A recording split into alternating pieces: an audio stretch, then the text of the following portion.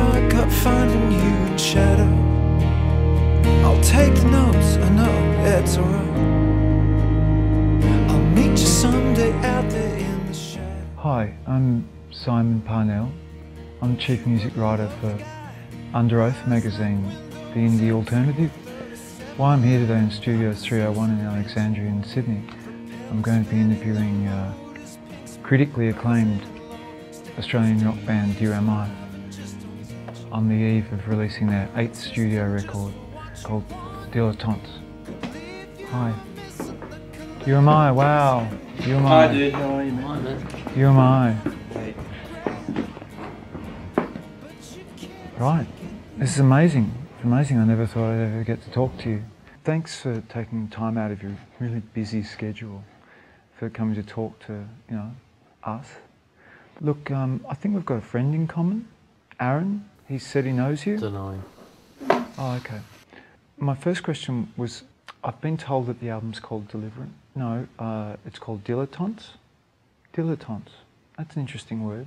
The first time I'd heard the word before, but I heard Duke Ellington being interviewed it was actually in the early 60s and talking about his band and their relationship. And what I took from the interview was that he referred to his band members as dilettantes.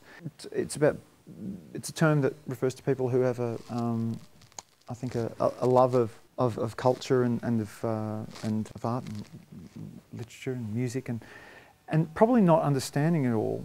There's a difference, I think, between being a dilettante and being a gas bag and someone who is pretentious in the way. There's care in being a dilettante. I think there's care, and I think that if you have a true love of culture, then you want to pass that on, and love it, and not in this kind of not in an elitist way. Personally, and I don't think we do either, view art and music as being something that you keep within yourself, and it's a little bit of a, well, I know it and you don't. It's something that you want to share with people. Mm-hmm.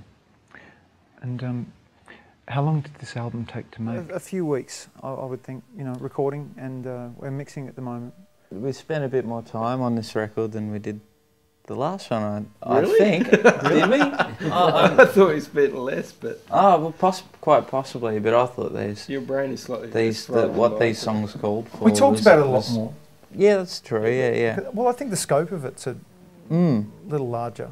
If Convicts was like a projectile vomit, then this was more like kind of a planned kind of disease. It had to develop over time and ravage your internal organs. Yeah, wow.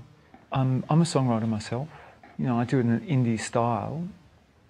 I'm wondering what the kind of writing process is like.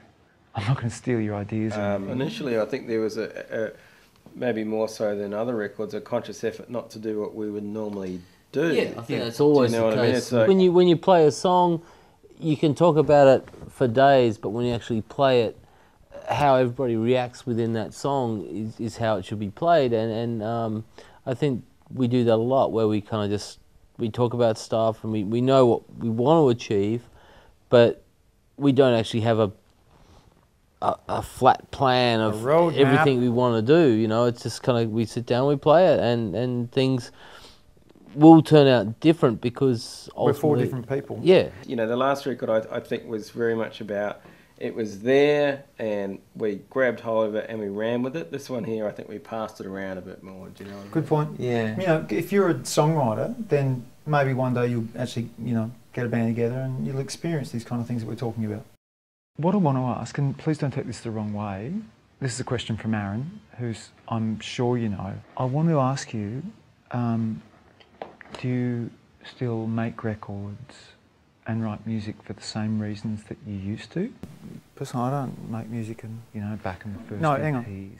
When you're on an indie label, I'm like, Look, I think that it's a really odd question to ask. I mean, I get from your tone that I understand what you're trying to do, but I think that, I know amongst us, that the reasons for making music, we're just sort of more desperate about it, but desperate to be better at it, or desperate to be good, or thinking that life's kind of short and you want to put all your heart into it. Right, that's interesting.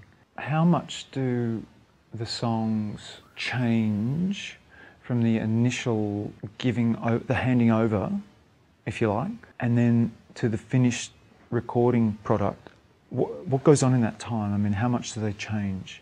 Question for you, Tia. Do you understand what I mean? If you're in a band, you should respect being in a band, because if you're in a band with people that you lay down the laws and this is the way the song should go, and then why bother being in a band? That band's the ultimate state of democracy. Right. I mean, to get, in our instance, 4 people that you can bring something so precious as songs you write, because they actually mean something to me, and so to trust the people that you're in a band with, that so much that you're going to hand these songs over, the very basic songs, and then you're going to make a music out of it. So that they change vastly. That's interesting. It must be hard for you at some point early on when you have it in your mind, because I mean, music really starts in the mind, obviously. Like everyone's ideas, everyone here and anybody out there, it starts here and then it goes to the hands, right? It goes to the loins. It goes to the loins and then to the hands, through the heart, maybe. But it must be a hard process for you with some songs that you really... And I know songs that we've recorded in the past, which you've played, and they've been just so spot on and perfect. It's a case of like, don't touch them, just really add to them. And other songs we've done have been the opposite, like, let's mess with them. What I love about us is that our relationship together, the non-musical relationship, is such that, we're all becoming very different people, and I'm wanting to impress you all the time.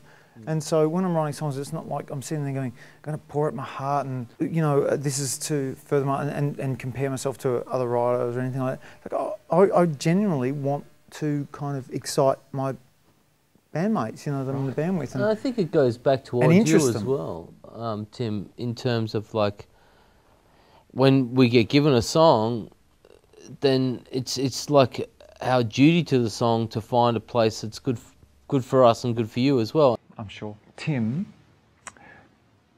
if you were a journalist, what kind of, how would you describe the album? If you're a record reviewer, imagine. Well, no small work of genius.